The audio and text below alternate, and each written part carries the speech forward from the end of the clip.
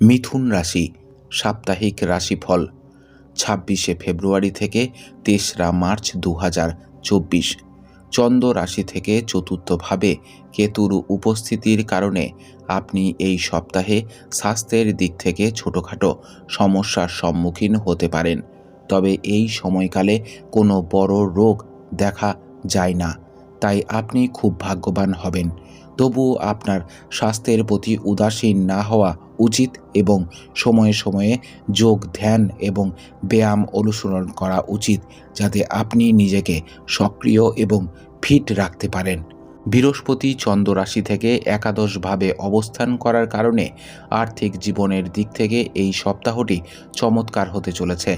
যাই হোক, যানবাহন চালিত ব্যক্তিদের এটি চালানোর সময় একটু বেশি সতর্কতা অবলম্বন করার পরামর্শ দেওয়া হচ্ছে, কারণ এটি সম্ভব যে এর ক্ষতির কারণে আপনাকে এটির জন্য আপনার অর্থ ব্যয় করতে হতে পারে। এই সপ্তাহে আপনার পরিবারের অনেক লোককে আপনার সাথে সরাসরি কথা বলতে দেখা যাবে না, যার পিছনে কারণ হতে পারে যে আপনি নিজেকে সর্বোচ্চ মনে করেন। এমন পরিস্থিতিতে নিজেকে সবসময় উপরে না রেখে অন্যের চিন্তাকেও গুরুত্ব দিতে শিখতে হবে। কর্মক্ষেত্রে অন্যদের প্রতি আপনার হীনমন্যতা আপনার মনে অনেক সন্দেহ তৈরি করতে পারে, যার কারণে আপনি সবাইকে সন্দেহের চোখে দেখবেন। এটি আপনাকে শুধুমাত্র তাদের সঠিক সমর্থন থেকে বঞ্চিত করবে না, এটি আপনার কর্মজীবনে আপনার অগ্রগতিকে প্রভাবিত করবে। আপনাকে বুঝতে হবে, মনের নেতিবাচক চিন্তা বিশ্বের চেয়েও বেশি ভয়ঙ্কর।